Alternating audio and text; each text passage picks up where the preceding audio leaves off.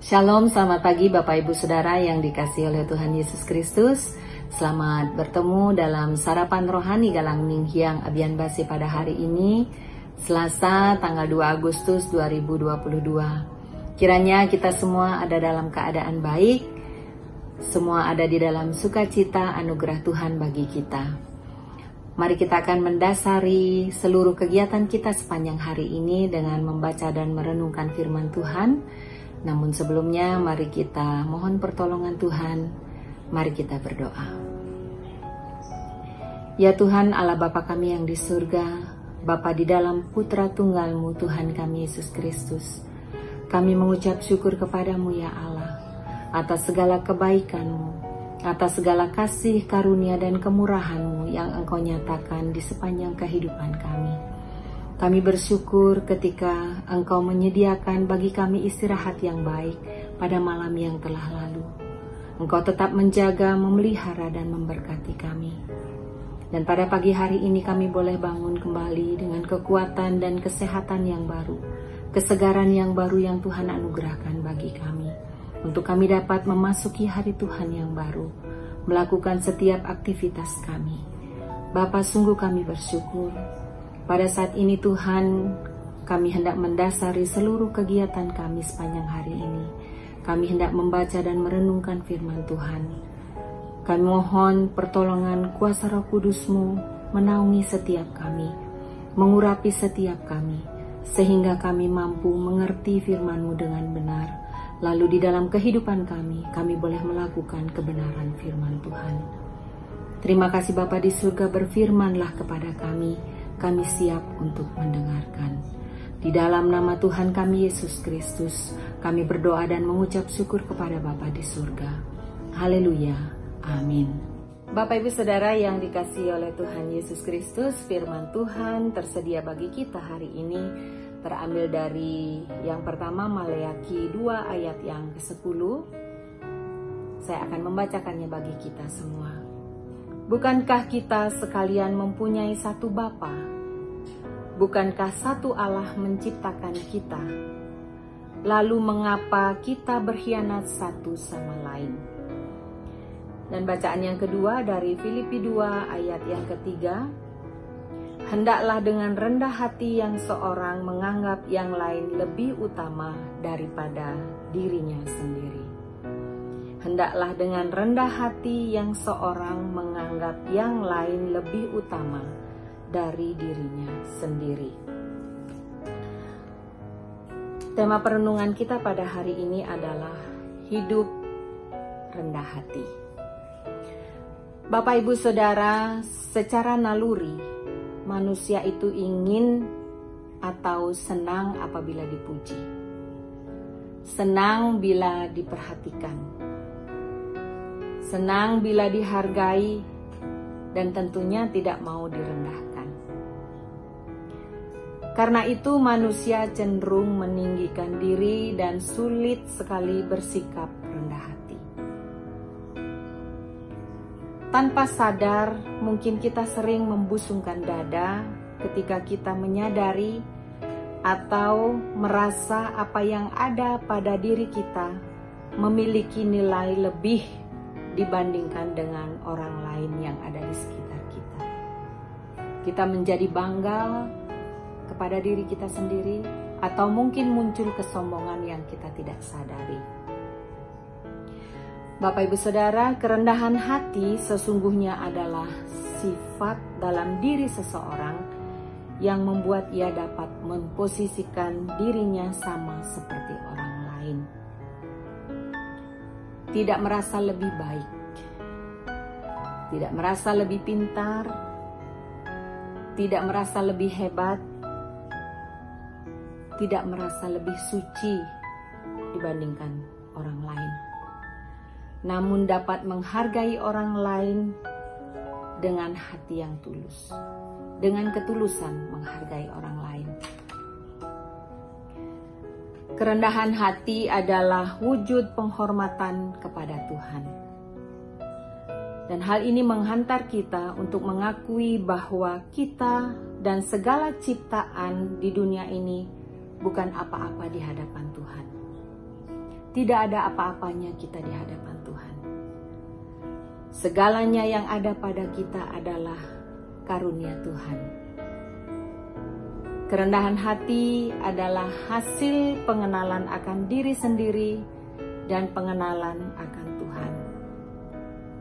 Di mata Tuhan kita ini pendosa. Tetapi luar biasanya sangat dikasihi oleh Tuhan. Keseimbangan antara kesadaran akan dosa kita dan kesadaran akan kasih Allah membawa kita pada pemahaman akan diri kita yang sesungguhnya. Bapak Ibu Saudara, tentu Bapak Ibu ingat dengan raja yang bernama Nebukadnezar. Sebelum dia mengenal Allah, kehidupannya begitu angkuh. Dia merasa dirinya yang paling terutama. Dia merasa dirinya lebih dari apapun. Sehingga akhirnya dia direndahkan oleh Tuhan sedemikian rupa. Namun setelah ia mengenal Allah, dia menyadari bahwa dirinya tidak ada apa-apanya. Tidak ada apapun dari dirinya yang dapat dia tonjolkan di hadapan Allah. Dan kemudian mulailah dia hidup dalam rendah hati dan mengakui kebesaran Allah. Kerendahan hati adalah bukti kehidupan yang bergantung kepada Allah. Memiliki sikap hati yang tunduk dalam penyerahan diri kepada Tuhan. Bapak Ibu Saudara, ada sebuah ilustrasi tentang 2 ekor kambing. Mungkin Bapak Ibu sudah pernah mendengarkan cerita ini atau ilustrasi ini. Diceritakan ada 2 ekor kambing berjalan dengan gagahnya dari arah yang berlawanan di sebuah pegunungan yang curam. Saat itu secara kebetulan mereka secara bersamaan tiba di tepi jurang yang di bawahnya mengalir air sungai yang sangat deras. Sebuah pohon yang jatuh telah dijadikan jembatan untuk menyeberangi jurang tersebut. Dan pohon yang dijadikan jembatan itu sangatlah kecil, sehingga hanya dapat dilalui oleh seekor kambing saja. Tetapi kedua kambing tersebut masing-masing tidak mau mengalah, dan hal ini dikarenakan rasa sombong dan harga diri mereka yang begitu tinggi mereka sanjung. Masing-masing tidak mau memberi jalan kepada yang lain terlebih dahulu. Dan akhirnya dari satu sisi dan sisi yang lain, kedua kambing ini bertemu di tengah-tengah jembatan. Lalu apa yang terjadi selanjutnya? Bapak Ibu pasti bisa membayangkan. Jika keduanya masih tidak mau mengalah dan saling mendorong dengan tanduk mereka, maka kedua kambing tersebut pasti akan jatuh ke dalam jurang, lalu tersapu oleh aliran air yang sangat deras di bawahnya. Tetapi sungguh luar biasa, akhirnya yang seekor memutuskan untuk menundukkan badannya dan membiarkan yang lain lewat di atasnya. Sungguh luar biasa, seekor kambing memiliki kerendahan hati, dia menundukkan dirinya dan membiarkan yang lain lewat di atasnya. Dan akhirnya mereka berdua sampai ke tempat tujuan masing-masing dengan selamat. Bapak Ibu yang dikasihi Tuhan, sebuah ilustrasi yang singkat dan sederhana, namun kisah ini bisa mengingatkan kita akan pentingnya kerendahan hati. Mungkin seringkali kita merasa lebih hebat daripada orang lain. Kita merasa posisi kita atau kedudukan kita lebih tinggi dan lebih penting dari orang lain. Atau saat kita dikecewakan oleh orang lain, saat kita merasa direndahkan oleh orang lain, diremehkan oleh orang lain, seringkali kita mengeraskan hati kita, yang pada akhirnya kita sendirilah yang rugi. Ibu Teresa mengatakan bahwa kerendahan hati adalah ibu dari semua sifat yang baik. Dan dalam kerendahan hati, kasih kita menjadi nyata. Dan seorang filsuf Tiongkok yang bernama Konfusius menyatakan bahwa manusia unggul selalu rendah hati saat berbicara, tetapi selalu luar biasa dalam tindakan. Manusia unggul selalu rendah hati saat berbicara, tetapi selalu luar biasa dalam tindakan. Tetapi Yesus adalah teladan kerendahan hati yang sempurna. Ganjaran kerendahan hati dan takut akan Tuhan adalah kekayaan, kehormatan, dan kehidupan. Allah menentang orang yang sombong, tetapi mengasihani orang yang rendah hati. Karena itu, mari kita belajar hidup dalam kerendahan hati dan merendahkan diri kita di bawah tangan Tuhan yang kuat, supaya Dia akan meninggikan kita kalau sudah waktunya.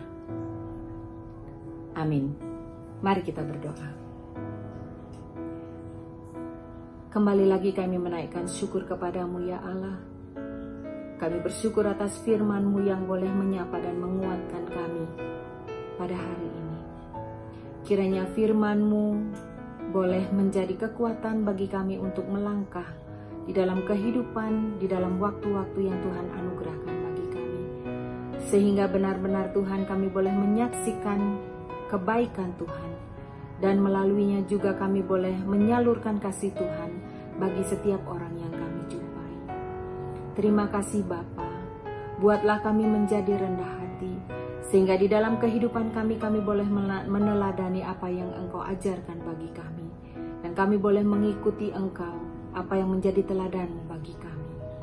Terima kasih Bapa di surga, biarlah firman-Mu akan menuntun kehidupan kami, di dalam setiap aktivitas kami, di dalam tanggung jawab kami, di dalam setiap tugas dan pekerjaan kami.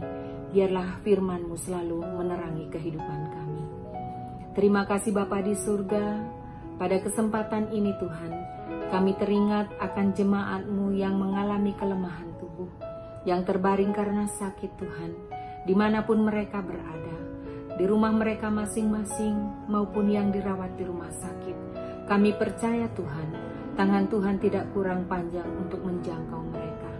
Kiranya Tuhan akan mengulurkan tangan pengasihan-Mu bagi mereka, memberikan kesembuhan kepada mereka, sehingga dengan tubuh yang sehat, mereka akan kembali dapat memuji dan memuliakan nama Tuhan, menyaksikan kebesaran Tuhan, menyaksikan mujizat Tuhan di dalam kehidupan mereka.